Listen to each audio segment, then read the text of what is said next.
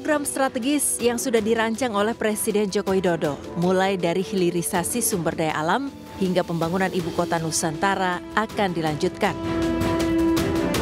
Selaku Deputi Politik 5.0, Tim Pemenangan Nasional Ganjar Mahfud, Andi Wijayanto mengatakan program tersebut bahkan menjadi flagship dari Capres Ganjar Pranowo dan Cawapres Mahfud MD. Tidak hanya dilanjutkan, akan dilakukan percepatan pada program strategis Jokowi sehingga bisa tercapai Indonesia unggul. Pasangan Pilpres 2024 Ganjar Mahfud memiliki visi menuju Indonesia unggul dengan 8 misi gerak cepat. Didiskusikan secara serius dengan menteri dan kepala lembaga yang terkait dalam forum-forum akademik, 8 gerak cepat diharapkan dapat mewujudkan manusia Indonesia unggul berbasis teknologi. 8 program itu antara lain mempercepat pembangunan manusia Indonesia unggul yang berkualitas, produktif, dan berkepribadian. Kemudian mempercepat penguasaan sains dan teknologi, serta mempercepat pembangunan ekonomi berdikari, mempercepat pembangunan sistem digital nasional. Tak hanya itu, mempercepat perwujudan lingkungan hidup yang berkelanjutan melalui ekonomi hijau dan biru. Lalu, mempercepat pelaksanaan demokrasi substansif, penghormatan HAM, serta supremasi hukum yang berkeadilan. Terakhir, mempercepat mewujudkan tata dunia baru yang lebih berkeadilan melalui politik luar negeri bebas aktif dan memperkuat pertahanan negara.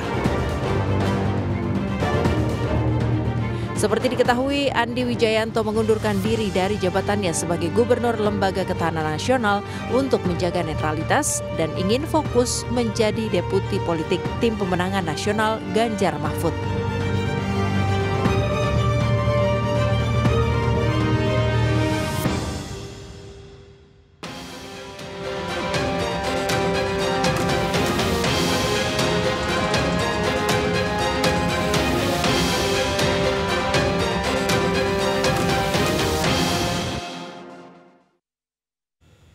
Pemirsa, tidak hanya siap, kabarnya TPN Ganjar Mahfud disebut sangat kompak dan seluruh tim pemenangan juga diyakini bekerja untuk saling melengkapi, di mana struktur dan pemangku jabatan di masing-masing divisi pun sudah semakin lengkap. Salah satunya di pemenangan melalui strategi politik, di mana politik 5.0 menangkan Ganjar Mahfud. Ini tentunya akan menjadi tema pembahasan one on one untuk episode malam ini.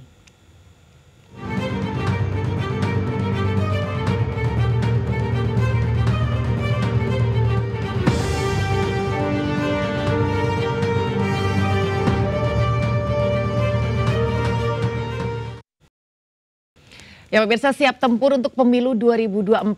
Tim TPN Ganjar Mahfud siap memenangkan pasangan Capres dan juga Cawapresnya Ganjar Pranowo dan Mahfud MD. Sejumlah nama juga telah diumumkan Ketua Tim Pemenangan Nasional untuk menjabat sebagai jajaran deputi. Satu di antaranya Andi Wijayanto, Deputi Politik 5.0, yang bukan kali pertama ini dipercaya sebagai think tank pemenangan calon presiden bagi Indonesia. Dan kini namanya pun kembali muncul di publik. Dan sudah hadir di studio One on One Sindo News TV, Bang Andi Wijayanto selaku Deputi Politik 5.0 TPN Ganjar Mahfud. Selamat malam Bang Andi. Selamat malam Bang Andi. Kita terakhir ngobrol-ngobrol waktu itu akhirnya ketemu tuh nama Politik 5.0 gitu. Kenapa Bang namanya akhirnya 5.0? Menyadari ada perubahan karakter pemilu 2024 yang berbeda dari pemilu 2014-2019. Yang pertama, mayoritas pemilihnya adalah anak muda. Dan yang kedua, anak-anak muda ini akan lebih akrab dengan gadget, dengan teknologi. Sehingga ini akan menjadi pemilu muda dan pemilu digital pertama di Indonesia. Karena itu sebagai tugas saya di deputi politiknya, kami juga kemudian harus bisa mengadopsi teknologi, ya, sehingga betul-betul bisa memahami apa yang beredar di platform-platform media dan memanfaatkan teknologi artificial intelligence untuk mencari pola-pola dan strategi-strategi kampanye yang bisa relevan dengan konstituen yang ingin kami dapatkan. Dan sebenarnya kan nama Mas Andi ya kalau dibilangnya ya. Kalau nama Mas Andi kan sebetulnya ada beberapa kali muncul nih untuk memenangkan presiden. Dan salah satunya sekarang Ganjar gitu. Dan saat itu memang udah nggak berpikir panjang, udah deh pokoknya siapapun yang diusung oleh PDI Perjuangan, saya maju, meskipun pada waktu itu belum jelas kan kemana nih kakinya Presiden Jokowi saat itu. Iya, untuk saya ya politik itu sederhana, ya tidak ruwet. Ayah saya merupakan salah satu purnawirawan jenderal yang ketika Orde Baru berakhir memulai reformasi langsung memutuskan untuk bergabung ke PDI Perjuangan bersama Ibu Mega. Gitu ya. Saya pernah bertanya ke ayah saya, kenapa sih gabungnya ke PDI Perjuangan ke Ibu Mega? Lalu ayah saya menjawabnya, saya Pancasilais, saya memilih orang yang saya yakini tidak akan pernah berpindah dari Pancasila, dan itu pasti anaknya Bung Karno, Ibu Mega.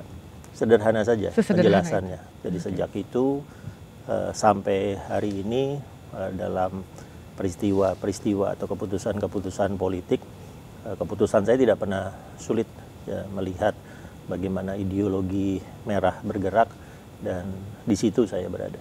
Berarti sebenarnya pada saat diminta untuk bergabung menjadi deputi politik 5.0, sesederhana itu hanya karena di sini adalah ideologi Pancasila, Soekarnowis, sebatas itu aja? Ya, bahkan tidak perlu mikir kalau saya begitu tahu bahwa Mas Arsyad ditugasi untuk membantu pemenangan Ganjar, lalu Mas Arsyad bertemu saya, saat itu saya tidak tahu saya akan ditugasi apa, langsung saya bilang saya bantu dalam posisi apapun, mau di luar tim mau di dalam tim, saya akan bantu sepenuhnya. Lalu kemudian Mas Arsyad memberikan tugas, mempercayakan saya untuk menjadi deputi politik 5.0 itu. Dan sampai rela mundur dari posisi gubernur Lemhanas nih Mas Andi, karena kalau nggak salah waktu itu boleh kan ya untuk tidak mundur? Secara aturan boleh, ya, secara aturan saya boleh cuti misalnya tetap menjabat sebagai gubernur, tapi saya melihat Lemhanas sebagai lembaga sekolah yang didirikan oleh Bung Karno, itu tugasnya kan mencetak pemimpin bangsa, sehingga kalau dilihat sekarang Panglima, Kapolri, 3 kepala staf angkatan itu semuanya lulusan Lemhanas. Ya, sementara TNI dan Polri dalam aturan kita harus netral. Jadi saya tidak ingin Lemhanasnya kemudian dalam 100 hari ke depan selalu terseret-seret dengan isu netralitas karena gubernurnya memutuskan masuk menjadi bagian dari tim pemenangan nasionalnya Mas Ganjar. Jadi ketika Mas Arsyad secara terbuka mengumumkan saya sebagai deputi di TPN hari Rabu, saya kembali ke kantor meminta sestama saya untuk membuat undangan jam pimpinan ya, hari Senin. Di hari Senin itu saya pertama kali menyampaikan secara terbuka kepada seluruh staf Lemhanas bahwa untuk netralitas Lemhanas saya memutuskan mundur. Berarti memang se-strict itu ya kalau Mas Andi, kalau diperhatikan ya, lurus-lurus aja ya kayak tadi yang Mas Andi bilang. Iya ya, politik itu ruwet. Jadi di diri kita masing-masing harus jangan bisa ikut-ikut membuatnya sederhana gitu aja. Dan gini Mas Andi, saat itu kan bahkan sampai sekarang ini orang melihat bahwa dinamika politik itu masih terus ada gitu. Dan tadi selalu merah, selalu Ibu Mega gitu. Dan Presiden sendiri juga kan memang dari merah gitu. Sehingga pada akhirnya wakil yang di seberang gitu kan, Gibran sendiri, anak dari Bapak Jokowi, berarti sebetulnya seperti terlihat berbeda nih, berbeda pandangan. Nah ini gimana nih Mas Andi? Sudah siap kalau akhirnya berbeda haluan dengan RI 1? Kenapa bisa beda Mas kali ini? Di kepala sayanya tetap. Yang berbeda mereka. Yang memutuskan berbeda mereka. Ya. Dari pemilu ke pemilu ya saya tetap di garis merah. Ya Bapak Presiden Mas Gibran juga dari pilkada dan pemilu juga di garis merah, yang kali ini memutuskan berbeda. Dan sayanya tidak bergerak, saya tetap berada di garis ideologi saya. Jadi pertanyaannya bukan kenapa saya berbeda dengan Presiden, bukan. Tapi kenapa Presiden berbeda dengan saya, kenapa Presiden tiba-tiba garisnya berbeda. Jadi saya berharap sih nanti ada penjelasan yang substansial ya, penjelasan yang ideologis atau paradigmatik. Jadi apakah tiba-tiba dikatakan tidak lagi mengandalkan Dasar-Sila Bandung untuk politik luar negeri, tidak lagi mengandalkan Trisaktinya Bung Karno, ya misalnya tidak lagi mengandalkan berdikari untuk membangun ekonomi ke depan, ya tidak lagi berusaha untuk melihat sosok Sarinah misalnya untuk memberdayakan ekonomi perempuan. Nah, saya berharap ada penjelasan substantif, ideologis, paradigmatik yang menjelaskan perbedaan itu. Selagi belum ada penjelasan secara substantif dan juga ideologi yang disampaikan, yang kita nanti-nantikan untuk diberikan dari Presiden dan juga dari Gibran, katakanlah demikian, gimana Mas Andi? Ya gampang saja, saya balik aja ke arahannya Ibu Mega, ya udah fokus menangkan Ganjar, jangan mikirin orang lain.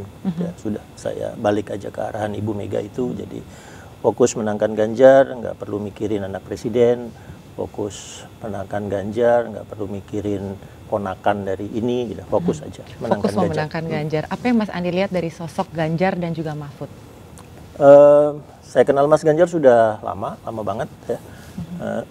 Jadi kemudian melihat kesungguhan Mas Ganjar ketika bekerja, terutama ketika menjadi gubernur Jawa Tengah, prestasinya sangat banyak. Ya, lalu kenal dengan Pak Mahfud, terutama ketika Pak Mahfud menjadi Menteri Pertahanan. Ya, di era Gus Dur, di situ saya sebagai akademisi pertahanan ya melakukan pertemuan-pertemuan dengan Pak Mahfud untuk memulai proses reformasi militer, reformasi TNI. Di situ kami mendiskusikan undang-undang pertahanan, undang-undang TNI dengan Pak Mahfud. Lalu ketika saya menjadi gubernur Lemhanas, Pak Mahfud itu sebagai Menko Polhukam ketua Dewan Pengarah Lemhanas. Jadi saya ngelihat ya Pak Mahfud sosok dengan integritas di bidang hukum, dianggap sosok yang membawakan suara keadilan yang nanti akan pas mendampingi Mas Ganjar. Ya sebetulnya 2019 sekalipun kami sudah bersiap-siap untuk mendukung Pak Mahfud. Saat itu saya ingat sudah ada perintah untuk menaikkan hashtag Jokowi MMD. Kami sudah memainkan hashtag itu sejak subuh, siang tengah hari hashtag itu sudah nomor 1 di media sosial. Lalu tiba-tiba harus dihentikan permainannya karena ada pergeseran pertimbangan politik yang membuat Pak Mahfud di 2019 tidak jadi dicalonkan. Jadi untuk kami ya ini kerja dengan Pak Mahfud yang tertunda 5 tahun. Berarti sebetulnya dari dulu Ibu Mega sudah mau Pak Mahfud menjadi cawapres ya? Setahu saya begitu, karena saya ingat betul di hari itu kami sudah bergerak dari subuh. Sebelum kemudian akhirnya ada keputusan tiba-tiba untuk membatalkan di siang hari. Saat itu pertimbangannya apa sih Mas Andi? Banyak orang menunggu-nunggu nih siapa yang akan menjadi cawapresnya Ganjar. Dan Mas Andi semua orang juga udah tahu bahwa ada di belakang segala strategi dan lain sebagainya gitu. Kenapa butuh waktu sekian lama meskipun namanya sudah sering digadang-gadang karena ada nama Sandiaga Uno, ada nama sempat Andika Perkasa juga muncul, Khofifah dan lain sebagainya. Namun pada akhirnya ditentukan Mahfud MD gitu. Ya kerja kami memang selalu mengandalkan data-data keras ya. Data-data keras sesuai dengan permintaan dari pembuat keputusan, termasuk dari partai, disajikan data-data keras itu. Nah, pada saat semua analisis kami sudah diberikan, di situ saat kami melangkah mundur. Ya, melangkah mundur untuk memberikan ruang bagi otonomi politik, bagi pertimbangan-pertimbangan politik melakukan ya rasionalitas dalam politiknya gitu. Ya biasanya kalau dulu berinteraksi dengan Ibu Mega 2014 misalnya, Ibu Mega meminta kami untuk menganalisis sekian puluh calon wakil presiden, lalu dikurangi menjadi 10, dikurangi menjadi 5, dikurangi menjadi 3. Nah, pada saat sudah menjadi 3, Ibu Mega cuma nanyanya begini, sederhana saja. Udah selesai di analisisnya? Sudah Bu. Pak JK ada nggak di 3 besarmu? Ada Bu. Ya sudah, itu saja. Jadi Ibu Mega membutuhkan konfirmasi, tapi tidak mempengaruhi atau tidak intervensi ke proses akademik metodologi yang kami lakukan. Ya, pertanyaannya sederhana itu, Pak JK ada nggak di 3 besarmu? Ada Bu. Ya kemudian beberapa minggu kemudian Ibu Mega memutuskan Pak JK. Tapi Ibu Mega tidak pernah tanya, 5 besar itu siapa? 10 besar itu siapa? Bahkan 3 besar itu siapa? Ibu Mega tidak nanya. Ibu Mega sudah memiliki pertimbangan-pertimbangan politik dengan pengalaman politik panjangnya, sehingga pertanyaan terakhirnya ke saya 2014 cuma itu. Dan pertanyaan itu ditanyakan juga di tahun ini? Iya. 3 besarnya siapa nih Andi? Gitu. Enggak, cuma nanya, Pak Mahfud ada? Ada Bu, itu aja. Berarti sebenarnya udah satu frekuensi ya sama Ibu Mega ya? Saya rasa Ibu Mega memiliki kematangan politik yang tidak bisa saya jelaskan gitu ya. Itu di luar kapasitas rasional akademik saya, mungkin karena ya Ibu Mega mengalami bagaimana kerasnya politik di tahun 65, di masa Orde Baru, ya di akhir Orde Baru. Jadi Ibu Mega memiliki pertimbangan kematangan politik yang berbeda dengan banyak orang. Karena memang pada saat pengumuman itu pun ketika berbicara dengan rakyat di luar begitu ya Mas Andi, rata-rata memang mengatakan ya memang sebenarnya sudah pas nih kalau pasangannya Pak Mahfud, karena dianggap bisa mengimbangi Ganjar khususnya di dalam penegakan hukum dan lain sebagainya. Dan termasuk nanti kita juga mau bahas Mas Andi soal penegakan hukum dan juga soal program-program unggulan Indonesia Unggul di segmen berikutnya. Pemirsa jangan kemana-mana, perbincangan masih akan kami lanjutkan. One on One akan segera kembali.